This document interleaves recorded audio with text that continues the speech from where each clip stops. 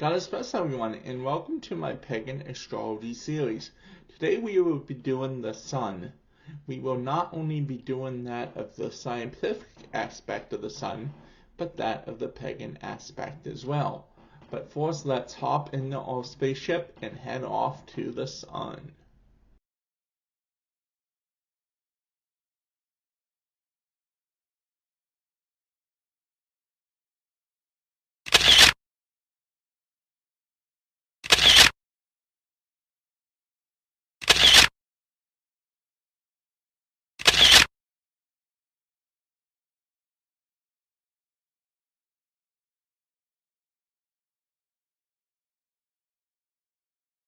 Back everyone, I hope you enjoyed that short trip that we took to the sun.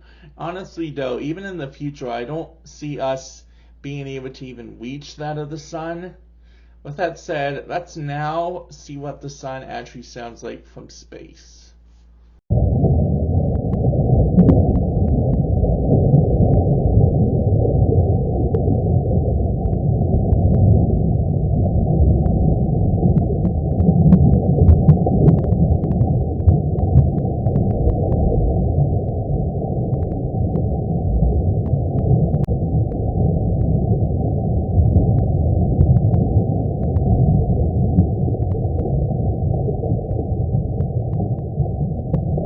The sun to me sounds a lot like the Geiger counters that you get to read that of radiation traces.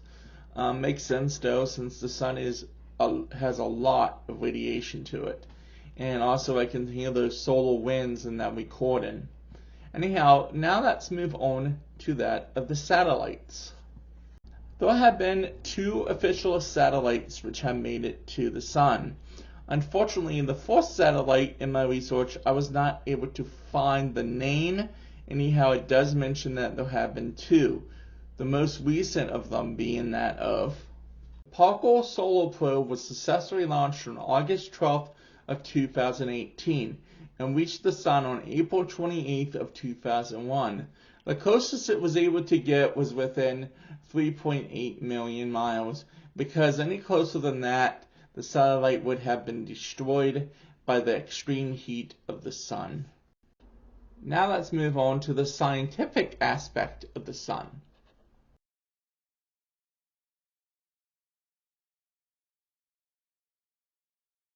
The temperature of the sun is that of 27 million degrees Fahrenheit, or that of 15 million degrees Celsius. However, the core of the sun is approximately estimated to be that of 10,000 degrees Fahrenheit, or that of 5,500 degrees Celsius.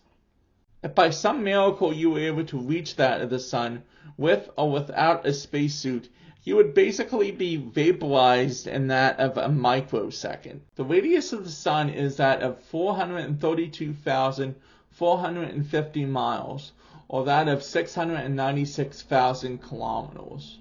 Believe it or not, the sun does rotate. For a full rotation of the sun, it is equal to that of 27 Earth days.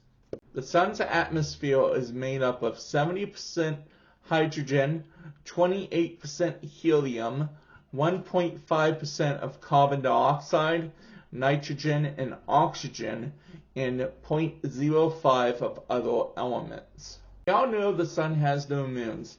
However, it does have 9 planets that rotate around it.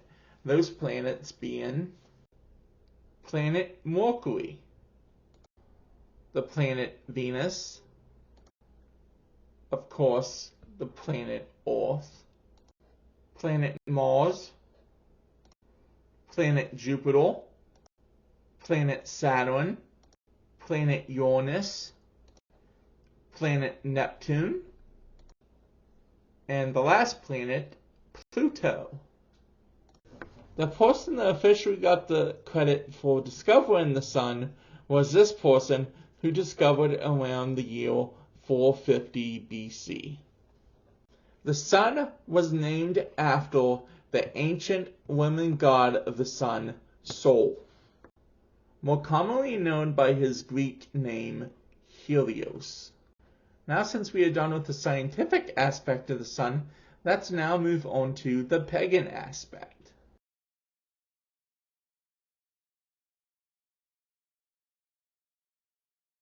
The day of the sun, of course, is that of Sunday. Sunday also is the best day to walk with any of the sun gods.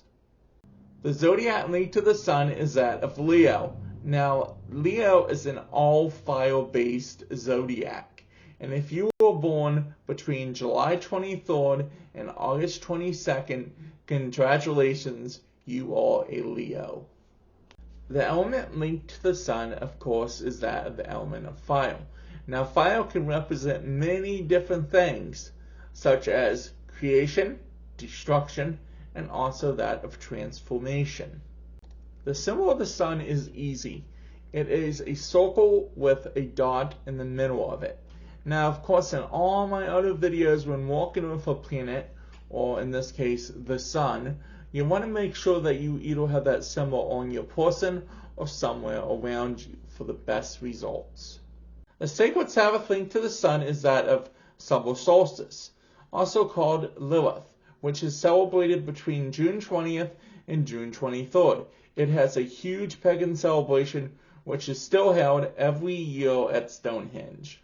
The Festival of the Sun is held on June 24th and is heavily celebrated by the Inca tribe living in South America, by them celebrating their ancient sun god. The sacred animal linked to the sun is that of the lion. The lion symbolizes that of loyalty, kinship, family, protection, courage, strength, and godliness, to name a few. The sacred gemstone of the sun is peridot. Peridot can help with joy, growth, and renewal. The best two colors to walk with the sun would be: the color yellow can symbolize and also help improve in areas such as energy, joy, happiness, and friendship. Red can symbolize and also help improve areas of passion, energy, activity, and sex. When it comes to the sun, I had to admit that I walk more with the moon than I do that of the sun, because I have a heavenly connection with more that of the goddess than I do that of the god. However, it is very important that you walk with the god and goddess, that you find that union between the two, whatever works out with you.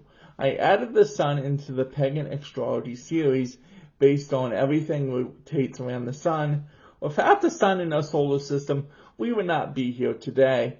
And if you link what I said about the god linked to the sun being that of the Roman god Solus, think about it. When people say solar system, it's named after the Roman god Solus, which is also called Helios. In conclusion, I hope you enjoyed this video on the Pagan Astrology of the Sun, and that I have not only given you enough information on the scientific aspect of the sun, but that of the pagan aspect as well. Unfortunately, this does conclude our Pagan Astrology series, and remember, no one person knows it all. God bless.